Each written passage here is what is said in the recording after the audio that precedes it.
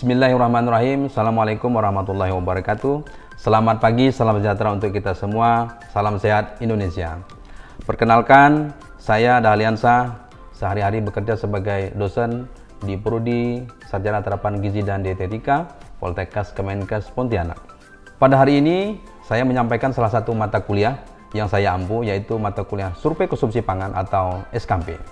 Mata kuliah ini adalah mata kuliah inti yang wajib diambil oleh mahasiswa Prodi Sarjana Terapan Gizi dan Dietetika dengan kode mata kuliah GZ4112 dengan bobot 2 SKS, yaitu 1 SKS teori dan 1 SKS praktek. Mata kuliah ini adalah mata kuliah inti dengan prasyarat mahasiswa harus sudah lulus mata kuliah. Yang pertama adalah statistik, ilmu komunikasi, ekonomi pangan dan gizi, metodologi penelitian, serta mata kuliah penilaian status gizi. Adapun deskripsi mata kuliah adalah mata kuliah ini membahas tentang konsep penilaian konsumsi pangan secara langsung dan tidak langsung, baik penilaian individu maupun masyarakat, yang meliputi definisi, macam, prosedurnya, kelebihan dan kekurangan, serta interpretasinya untuk masing-masing metode penilaian konsumsi untuk keperluan terapi gizi maupun survei konsumsi individu maupun masyarakat. Adapun CPMK atau capaian pembelajaran mata kuliah, yang pertama adalah mahasiswa mampu menjelaskan, mengaplikasikan berbagai metode survei konsumsi pangan baik pada tingkat individu, rumah tangga, dan masyarakat. Yang kedua, mahasiswa mampu menentukan metode survei konsumsi, menjelaskan kekurangan dan kelebihan, serta bias dari metode survei konsumsi pangan. Yang ketiga, mahasiswa mampu melakukan dan menilai penilaian status gizi dengan metode survei konsumsi pangan yang sesuai dengan kurikulum. Yang keempat, mahasiswa mampu mengelola, menganalisa, dan menginterpretasi data konsumsi pangan baik pada tingkat individu, rumah tangga, dan masyarakat. Pada mata kuliah survei konsumsi pangan ini, kemampuan akhir yang diharapkan setelah pembelajaran adalah yang pertama adalah konsep survei konsumsi pangan, pengertian dan tujuan, metode survei konsumsi pangan, metode kualitatif dan kuantitatif, metode pengukuran konsumsi makanan berdasarkan sasaran baik individu, rumah tangga maupun nasional. Yang kedua, mengetahui dan memahami metode Furtwänging dalam penilaian konsumsi pangan serta mampu menganalisis hasil survei konsumsi pangan. Yang ketiga, mahasiswa diharapkan mengetahui dan memahami metode food recall dalam penilaian konsumsi pangan serta mampu menganalisis hasil survei konsumsi pangan. Yang keempat, diharapkan mahasiswa mengetahui dan memahami metode food frekuensi atau disebut dengan FFQ dan pola pangan harapan dalam penilaian konsumsi pangan serta mampu menganalisa hasil survei konsumsi pangan. Yang kelima adalah mengetahui dan memahami metode food recall dalam penilaian konsumsi pangan serta mampu menganalisis hasil survei konsumsi pangan. Yang keenam, mahasiswa diharapkan mampu mengetahui dan memahami metode diet history dalam penilaian konsumsi pangan serta mampu menganalisis hasil survei konsumsi pangan. Yang ketujuh, mengetahui dan memahami metode food account dalam penilaian konsumsi pangan serta mampu menganalisis hasil survei konsumsi pangan. Yang kedelapan, mahasiswa diharapkan mengetahui dan memahami metode neraca bahan makanan atau NBM dalam penilaian konsumsi pangan serta mampu menganalisis hasil survei konsumsi pangan. Yang kesembilan adalah mahasiswa diharapkan mampu memahami dan mempraktikkan implementasi penilaian konsumsi pangan melalui pengukuran komponen bahan makanan yang dikonsumsi individu. Yang kesepuluh, mampu memahami dan mempraktikkan implementasi penilaian konsumsi pangan melalui pengukuran komponen bahan pangan yang dikonsumsi oleh keluarga. Yang ke-11, mampu memahami dan mempraktikkan penentuan tingkat kecukupan asupan gizi individu, klien, atau masyarakat berdasarkan hasil pengukuran konsumsi pangan, pengukuran konsumsi makanan pada individu. Kemudian yang ke-12, mampu memahami dan melakukan estimasi volume cairan dalam hidangan dan minuman. Kemudian yang ke-13, mampu memahami dan melakukan estimasi volume ASI yang dikonsumsi bayi dan anak. Yang ke-14, mahasiswa diharapkan mampu memahami dan mempraktikkan dan implementasi persiapan monitoring dan evaluasi data asupan gizi atau makanan pasien. Metode pembelajaran yang saya gunakan dalam mata kuliah survei konsumsi pangan ini adalah blended learning, yaitu merupakan sebuah metode pembelajaran yang menggabungkan antara pembelajaran langsung, sinkronus, dengan pembelajaran tidak langsung atau mandiri yang bisa dilakukan kapanpun atau disebut asinkronus dengan menggunakan media PowerPoint dan Zoom meeting. Jumlah pertemuan dalam perkuliahan ini adalah 16 kali pertemuan yang terdiri dari 14 kali pertemuan teori, kemudian 1 kali ujian tengah semester, dan 1 kali ujian akhir semester. Agar pembelajaran ini bisa diterima dengan baik oleh mahasiswa, saya menggunakan sistem DIA atau Delivery Interaction Assessment, di mana delivery merupakan penyampaian materi pembelajaran termasuk capaian pembelajaran dan bahan kajian yang saya lakukan dengan ceramah di kelas secara langsung dengan menggunakan PowerPoint yang baik agar mudah dipahami. Selain itu, saya juga memberikan simulasi langsung di kelas bagaimana metode survei konsumsi pangan yang dilakukan. Sedangkan untuk praktik, saya menggunakan laboratorium untuk bisa dipraktikkan secara langsung dengan menggunakan bahan praktik yang sudah disiapkan. Yang berikutnya adalah interaction. Interaction di mana merupakan forum diskusi dan interaksi antara saya selaku dosen dan mahasiswa saya yang akan memberikan kesempatan kepada seluruh mahasiswa untuk bertanya langsung tentang materi yang sudah disampaikan, serta dapat juga mengajukan pertanyaan melalui grup WhatsApp jika masih ada pertanyaan atau masalah yang belum dapat dipecahkan. Sedangkan untuk melihat kehadiran mahasiswa, saya menggunakan aplikasi OGES atau One Gate ID System yang sudah disiapkan oleh Poltekkes Kemenkes Pontianak untuk memudahkan dalam proses mengevaluasi pembelajaran di kampus Poltekkes Kemenkes Pontianak. Selanjutnya adalah assessment, di mana merupakan upaya pemberian tugas dan kuis serta penilaian hasil diskusi mahasiswa oleh saya selaku dosen pengajar agar dapat melihat kemampuan dari mahasiswa, di mana saya menggunakan kuis atau langsung bertanya kepada mahasiswa saat perkuliahan berakhir. Selain itu, penilaian yang saya lakukan dibagi menjadi 2, yaitu teori dan praktek, di mana untuk teori diberikan bobot 40% dan untuk praktek diberikan bobot 60%. Untuk teori terbagi atas 20% tugas, kemudian 25% untuk ujian tengah semester, dan 45% untuk ujian akhir semester. Agar bisa mengikuti ujian, mahasiswa harus memiliki presensi atau kehadiran tidak kurang dari 75%. Proses pembelajaran mata kuliah survei konsumsi pangan ini sangat memberikan kemudahan kepada mahasiswa. Diharapkan seluruh mahasiswa dapat bisa mengakses semua materi yang telah diberikan sehingga dalam proses pembelajaran dapat berjalan dengan baik. Selanjutnya, saya akan menampilkan video pembelajaran mata kuliah survei konsumsi pangan di kelas. Terima kasih atas segala perhatiannya. Baik. Assalamualaikum warahmatullahi wabarakatuh. Waalaikumsalam warahmatullahi wabarakatuh. Selamat pagi, salam sejahtera untuk kita semua. Pagi, Pak. Baik, bertemu kembali kita di sesi kedua ya, mata kuliah survei konsumsi pangan. Ya, gimana kondisinya hari ini? Sehat semua? Sehat. Alhamdulillah sehat. Baik, sebelum kita memulai perkuliahan pada hari ini, alangkah baiknya kita berdoa ya, semoga pembelajaran kita pada hari ini diberkati Tuhan Yang Maha Esa. Mungkin ada yang bisa memimpin doa? Ya, silakan. Baik teman-teman, sebelum kita memulai proses pembelajaran pada pagi hari ini, alangkah baiknya kita berdoa menurut agama dan kepercayaan kita masing-masing. Berdoa dimulai.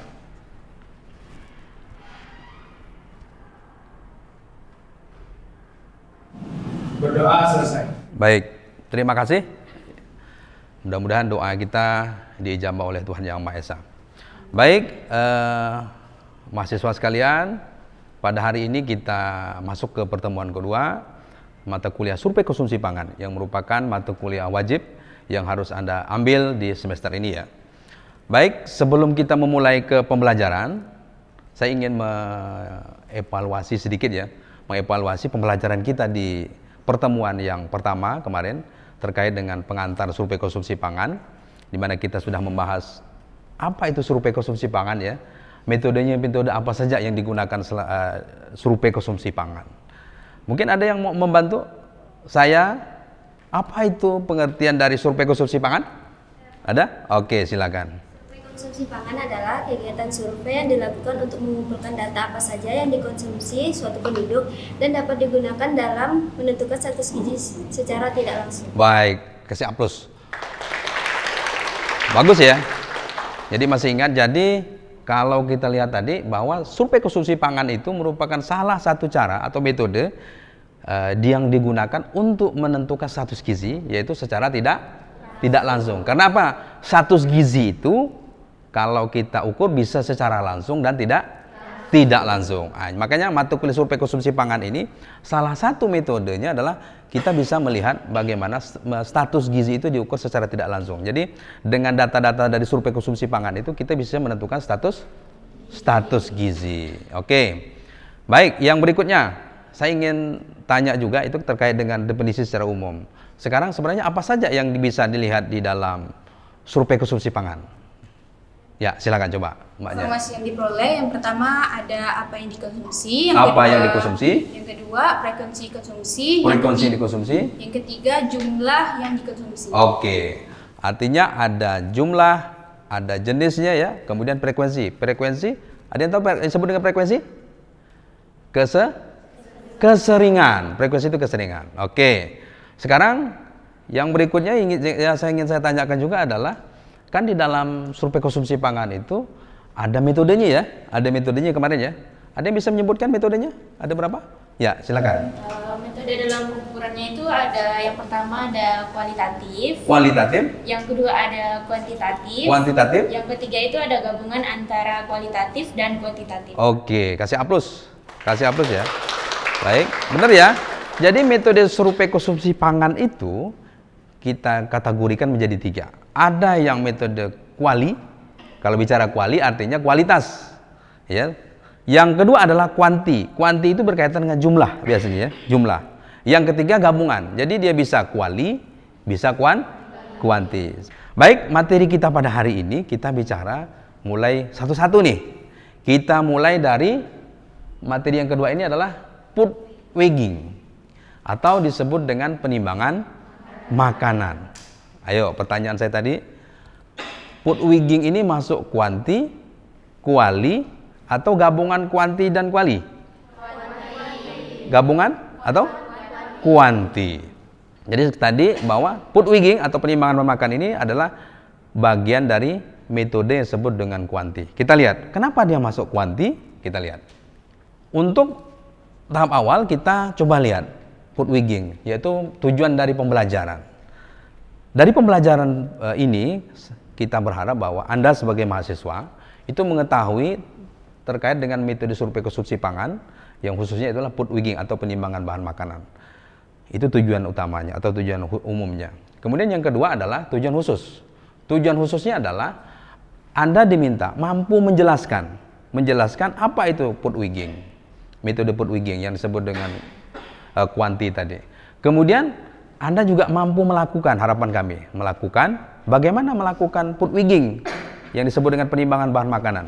Kemudian yang ketiga adalah Anda juga diminta bisa menentukan itu tadi status asupan gizinya itu. Karena tadi kita sebutkan bahwa food weighing ini salah satu metode digunakan untuk menentukan keadaan gizi seseorang.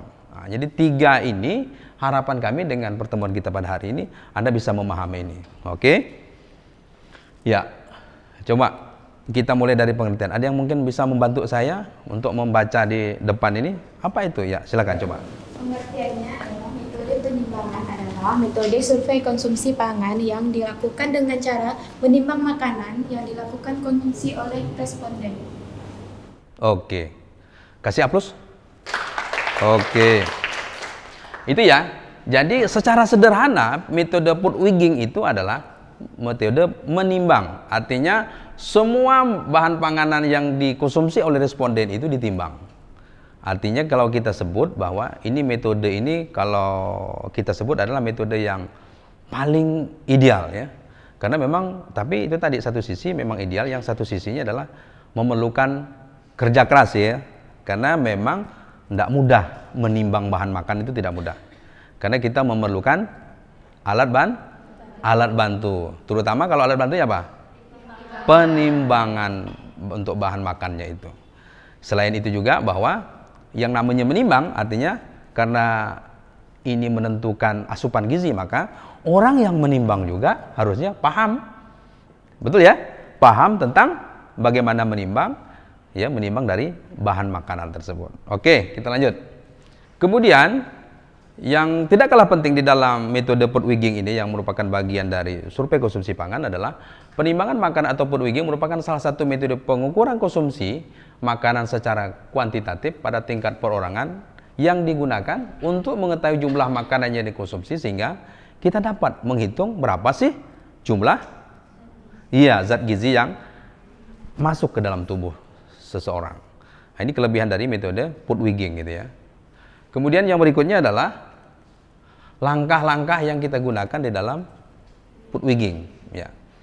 Coba Anda lihat bagaimana kita melakukan food weighing itu yang kita sebut dengan penimbangan makanan. Pertama, kita harus memastikan bahwa menimbang makanan yang akan dikonsumsi dan mencatat dalam formulir yang telah disediakan. Nanti ada formulir khusus untuk food weighing ya.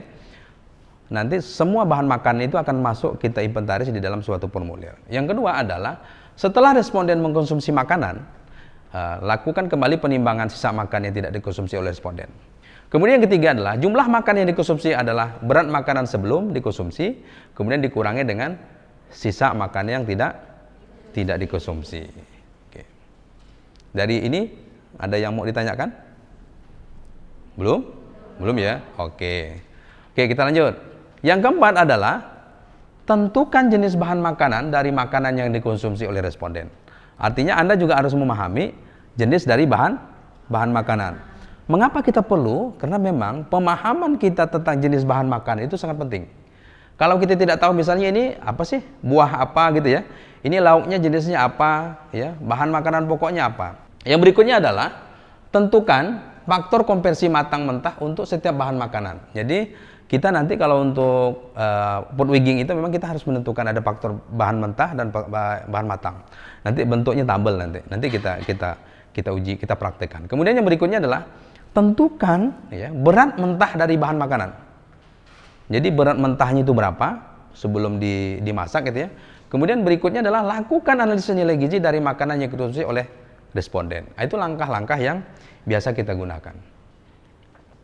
Nah, ini bagaimana kita melihat prosedur food weighing. Jadi kalau kita nanti praktek, bahwa tahapan yang kita ingin lakukan adalah pertama, siapkan masing-masing bahan makanan. Ini kalau seandainya nanti kita uji praktek ya. Lakukan penaksiran bahan makanan sebelum kita melakukan penimbangan, ditaksir dulu bahan makanannya. Nanti kita uji coba nanti di kelas ya. Kemudian catat hasil penaksiran. Bila perlu, hasil penaksiran itu kita foto bahan pangannya. Kemudian lakukan perhitungan BDD. Ada yang tahu BDD? Iya, berat dapat dimakan. Jadi tidak semua bahan makanan itu dapat dikonsumsi semua. Kan ada kulitnya gitu ya, atau ada bijinya ya, atau mungkin juga bisa jadi 100% bisa dimakan. Maka dilihat dulu apakah bahan makanan itu termasuk kategori memiliki BDD atau tidak, berat dapat dimakan. Kemudian barulah kita timbang bahan makanan tersebut, dicatat untuk mendapatkan berat kotor, kemudian kita lakukan pengupasan. Pengupasan itu untuk melihat itu tadi yang dapat dimakan. Misalnya kalau buah apel, apakah kulitnya kita buang, jadi kita timbang kulitnya berapa, kemudian isinya itu berapa. Kemudian setelah dikupas, timbang bahan makanan dan sisa kupasan, kemudian catat hasil untuk mendapatkan berat yang dikonsumsi, kemudian lakukan analisis terhadap hasil praktikum. Itu yang nanti kita coba lakukan ketika Anda melakukan praktek di dalam untuk food weighing gitu.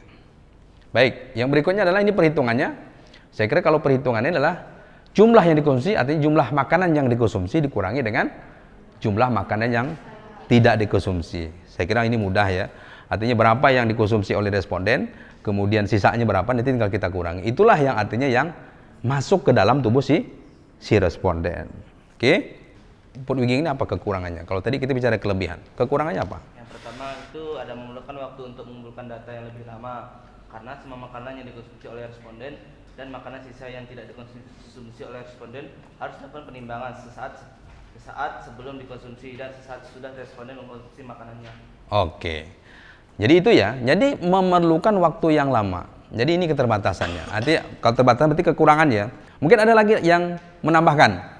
Ya, silakan. Dengan menambahkan dari kekurangan food wedding, metode food wedding ini kurang cocok digunakan pada masyarakat yang luas karena membutuhkan waktu yang lama. Oke, kasih aplaus. Ya, betul ya. Jadi food wedding itu kalau kita menggunakan sampel yang besar, jumlah sasaran yang besar memang agak berat. Itu tadi karena kita memerlukan timbangan yang banyak jadinya ya, tenaga yang banyak, waktu yang banyak, tentu biayanya juga tidak murah. Jadi betul kata mbaknya tadi bahwa food wedding itu salah satu kekurangan yang paling mendasar itu adalah dia memerlukan biaya yang mahal dan waktu tidak cocok bagi kita ingin melakukan survei yang dalam jumlah sampel yang besar.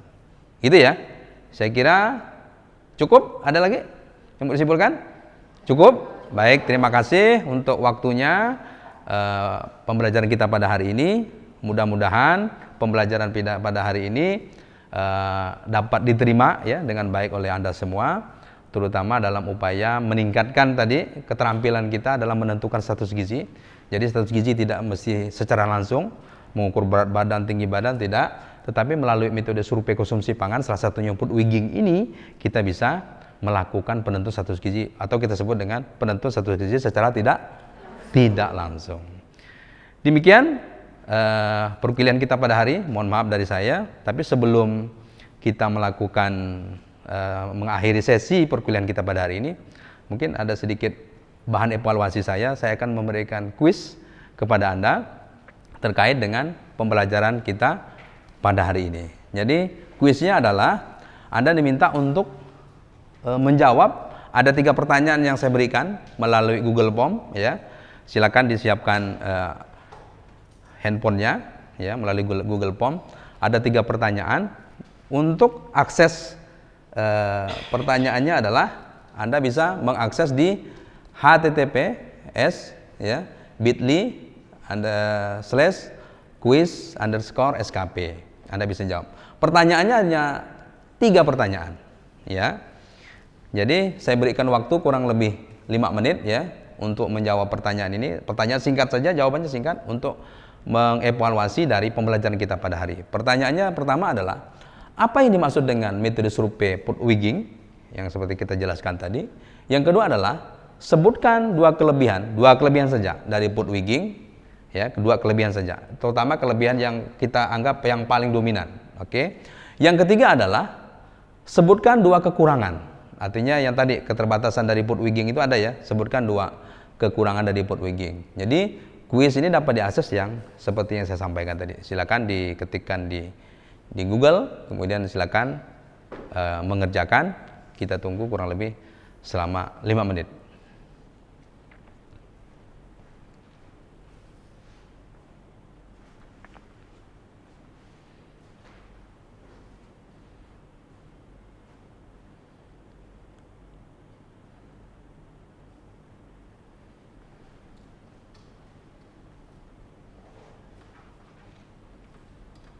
Sudah? Baik, kalau sudah, terima kasih untuk waktu yang diberikan, kemudian atas atensinya. Mohon maaf dari saya dalam pembelajaran, tapi jangan lupa untuk tetap semangat dalam proses pembelajaran. Ini baru pertemuan kedua, mudah-mudahan di pertemuan-pertemuan berikutnya kita lebih meningkat lagi. Terima kasih, mohon maaf dari saya. Wassalamualaikum warahmatullahi wabarakatuh. Selamat pagi, salam sejahtera untuk kita semua.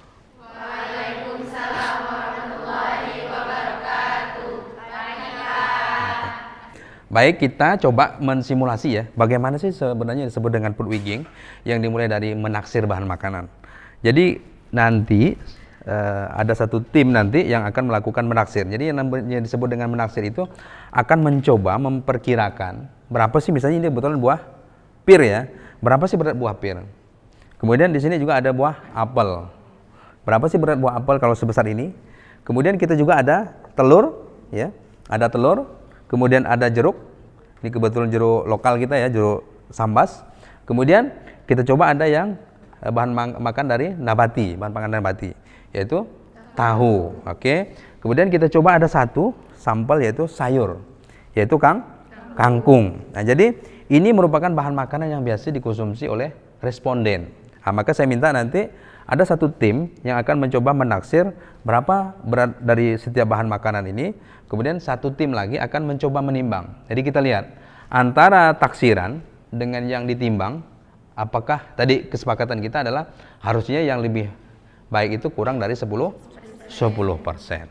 Oke, sekarang kita minta ada berapa orang ini? Ada 2, 4, 5, 6 orang. Anda menaksir dari buah apel. Oke, silakan taksir. Berapa itu? Nanti dicatat berapa taksiran dari buah apel tersebut. 85 gram.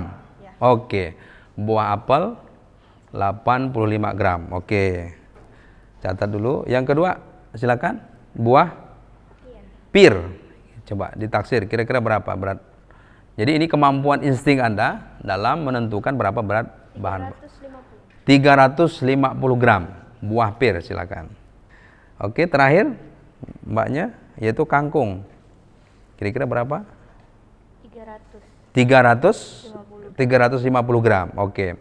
Jadi sudah kita dapatkan inilah bentuk salah satu bagaimana cara kita mengestimasi. Jadi sebagai seorang ahli gizi nanti Anda harus terampil menaksir dari mulai bahan makanan pokok, ada bahan makanan nabati misalnya nanti ya, ini kebetulan tidak ada bahan makanan pokok.